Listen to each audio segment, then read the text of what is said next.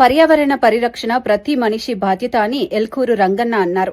చెట్లు, రాళ్లగుట్టలు, కొండలు మనిషికి ప్రాణాధారమని, వాటిని కాపాడాల్సిన అవసరం ఉందని చెప్పారు. చెట్లను కాల్చడం, నరికివేయడం, కొండలను తవ్వడం వల్ల ప్రకృతి సమతుల్యత దెబ్బతింటుందని హెచ్చరించారు. ఇటీవలి కాలంలో ఎండలు తీవ్రంగా పెరగడానికి ప్రధాన కారణం మనిషి స్వార్థమేనని రంగన్న చెప్పారు. ఆనుకోనే ఉంది నందిన్నపక్కల ఈ గ్రామము. అయితే ఇక్కడ ఈ గట్టు మీద రంగనాథ స్వామి అని ఒక టెంపుల్ నిర్మించినారు. నేను ఇక్కడ ఉన్న సిచ్యువేషన్ బట్టి ఒక సందేశం ప్రజలకు ఇవ్వాలనుకుంటున్నాను. అదేంటంటే దాదాపు ఈ గట్టు అంటే చంద్రబండ అంటే ఈ బండ దాదాపు ఒక 10 ఎకరాల విస్తీర్ణంలో ఉంది. బండ రాయి మొత్తం ఒకప్పుడు ఇది బాగా బండ ఉన్నది. దీన్ని కాలక్రమేణా కొంతమంది రాజకీయ నాయకులు కావచ్చు, రకరకాలుగా కొండను మన అవసరాల కోసం, సరే మన అవసరాల కోసం కావచ్చు, రాజకీయ నాయకులు డబ్బులు సంపాదించడం కోసం కావచ్చు, రకరకాలుగా ఈ రాయిని, ఈ బండను పగలగొట్టి ఒక పక్క తప్పుగా అనుకోదండి, ఒక పక్క గుళ్ళ నిర్మాణానికి, ఒక పక్క ఇళ్ల నిర్మాణానికి, ఒక పక్క రకరకాల మానవుని అవసరాల కోసం ఈ రాయిని పగలగొట్టి వాడుకుంటున్నారు. ఈ మధ్యకాలంలో కొత్తగా చర్చిలకు కూడా రాళ్ళు వాడుతున్నారు. మరి ఈ రాయిని, కొండలను పగలగొట్టడం వల్ల ఏమవుతుందంటే ఈరోజు ఎండలు ఎక్కువైపోతున్నాయి.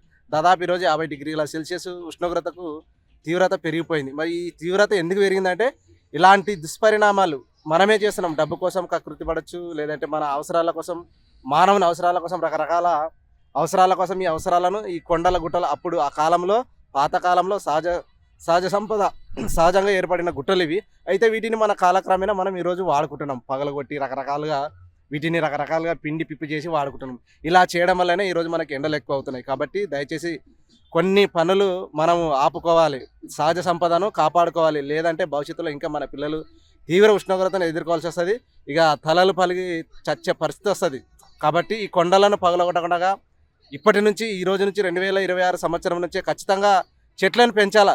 ఈరోజు మన రైతులు ఏం చేస్తున్నారంటే మొక్కజొన్న పంట చేసినామని చెప్పేసి, లేదంటే మా చేను పొడుగా గడ్డి చెత్త ఉందని చెప్పేసి అగ్గిపలేసి అంటిస్తున్నారు. ఆ గడ్డి అంటుకపోతుంది, మంచి మంచి చెట్లు కాలిపోతున్నాయి, మొత్తము బీడు బారిపోతుంది భూమి.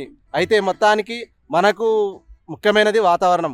చెట్లు ముఖ్యం, అత్యంత ముఖ్యమైన చెట్లు. ఆ చెట్లు ఉంటేనే మనకు ఆరోగ్యం బాగుంటుంది, వాతావరణం చల్లగా ఉంటుంది, పంటలు పండడానికి బాగుంటుంది, వర్షాలు కురవడానికి కూడా బాగుంటుంది. కాబట్టి ఇదంతా దృష్టిలో పెట్టుకొని ప్రజలు దయచేసి ఎవరు కూడా చెట్లను నరకవద్దు, చెట్లను అంటివద్దు, చెట్లను పెంచాల. మనం ఈ కొండలను కూడా పగలగొట్టవద్దు దయచేసి.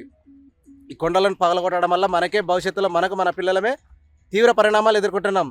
దేవుళ్ళకేం కాదు, దెయ్యాలకేం కాదు, ఎవరికేం కాదు, మధ్యలో మనమే మనుషులమే నలిగే వాళ్ళం. దయచేసి కొండలను, గుట్టలను కాపాడుకుందాం, సహజ సంపదను కాపాడుకుందాం. రాజకీయ నాయకులు కూడా కొద్దిగా ఆలోచించండి. మీ సంపద కోసం మీరు ఆలోచిస్తే భవిష్యత్తులో మీ పిల్లలు కూడా మాలాగా ఈ పరిస్థితులు అనుభవించాల్సి వస్తుంది.